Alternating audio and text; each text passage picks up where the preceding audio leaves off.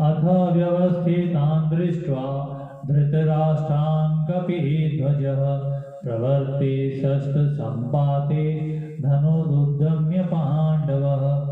ऋषिकेशं तदा वाक्यम् इदमाह महीपते।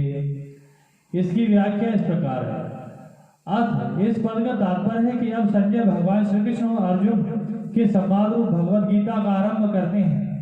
18वें अध्याय के 74वें श्लोक में आए इति पद से यह संवाद समाप्त होता है।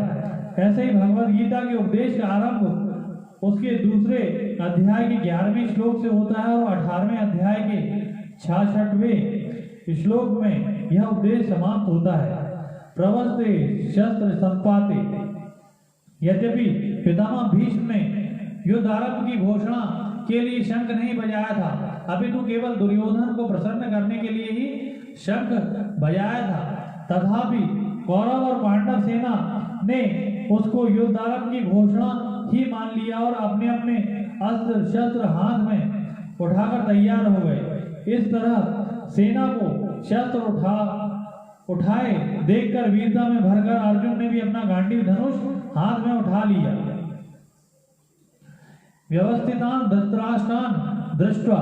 इन पदों से संजय का तात्पर्य है कि जब आपके पुत्र दुर्योधन ने पांडवों की सेना को देखा तब वह भागा भागा द्रोणाचार्य के पास गया, परंतु जब अर्जुन ने कौरवों की सेना को देखा तब उसका हाथ सीधे गांडीव धनुष पर ही गया। धनुरुद्यम्य। इससे मालूम होता है कि दुर्योधन के भीतर भय है और अर्जुन के भीतर निर्भयता, उत्साह, वीरता है। कपिध्वज। अर्जुन के लिए कपिध्वज विशेषण देकर संजय धृतराष्ट्र को अर्जुन के रथ की ध्वजा पर विराजमान हनुमान जी का स्मरण कराते हैं। जब पांडव वन में रहते थे तब एक दिन अकस्मात वायु ने एक दिव्य सहस्त्रदल कमल लाकर द्रौपदी के सामने डाल दिया। उसे देखकर द्रौपदी बहुत प्रसन्न हो गई और उसने भीमसेन से कहा कि वीरवर आप ऐसे बहुत से कमल ला दीजिए। द्रौपदी की इच्छा पूर्ण करने के लिए भीमसेन वहां से चल पड़े।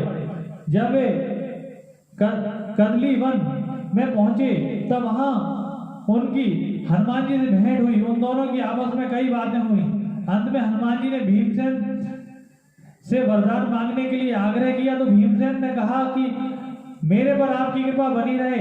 इस पर हनुमान जी ने कहा, हे वायुपुत्र, जिस समय तुम बाण और शक्ति के आघात से व्याकुल शत्रुओं की सेना में घुसकर सिंहनाद करोगे उस समय मैं अपनी गर्जना से उस सिंहनाद को और बढ़ा दूंगा। इसके सिवाय अर्जुन के रथ की ध्वजा पर बैठकर मैं ऐसी भयंकर गर्जना किया करूंगा जो शत्रुओं के प्राणों को हरने वाली होगी, जिससे तुम लोग अपने शत्रुओं को सुगमता से मार सकोगे। इस प्रकार जिनके रथ की ध्वजा पर हनुमान जी विराजमान हैं उनकी विजय निश्चित है। धृतराष्ट्र ने अपने प्रश्न में पांडवा पद का प्रयोग किया था, अतः धृतराष्ट्र को बार बार पांडवों की याद दिलाने के लिए संजय पांडव शब्द का प्रयोग करते हैं। ऋषिकेशम तदा वाक्यम विदमाह महीपते।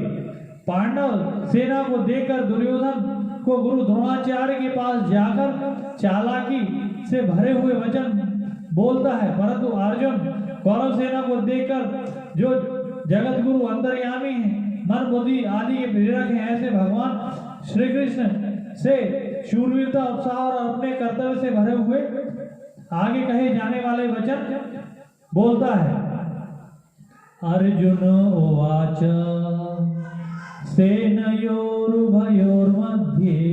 रथं स्थापयाम्युत यवदेतानिरीक्षेऽहं युद्धकामानवस्थितान् कर्मया सायुध्वयमस्मिन् रणसमुद्यमे। इसकी व्याख्या इस प्रकार है। दोनों सेनाएं जहां युद्ध करने के लिए एक दूसरे के सामने खड़ी थी, वहां उन दोनों सेनाओं में इतनी दूरी थी कि एक सेना दूसरी सेना पर बाण आदि मार सके। उन दोनों सेनाओं का मध्य भाग दो तरफ से मध्य था। सेनाओं का मध्य भाग जहां से कौरव सेना जितनी दूरी पर खड़ी थी उतनी ही दूरी पर पांडव सेना खड़ी थी। ऐसे मध्य भाग में रथ खड़ा करने के लिए अर्जुन भगवान से कहते हैं, जिससे दोनों सेनाओं को आसानी से देखा जा सके। सेनयोरुभयोर मध्ये पद गीता में 3 बार आया है।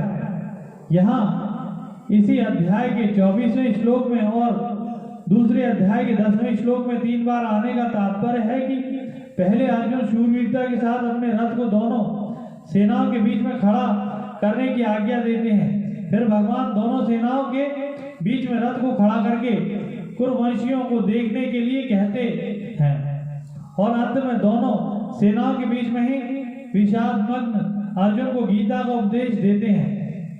इस प्रकार पहले अर्जुन में शूरवीरता थी, बीच में कुटुंबियों को देखने से मोह के कारण उनकी युद्ध से उपरति हो गई और अंत में उनको मोह दूर हो गया।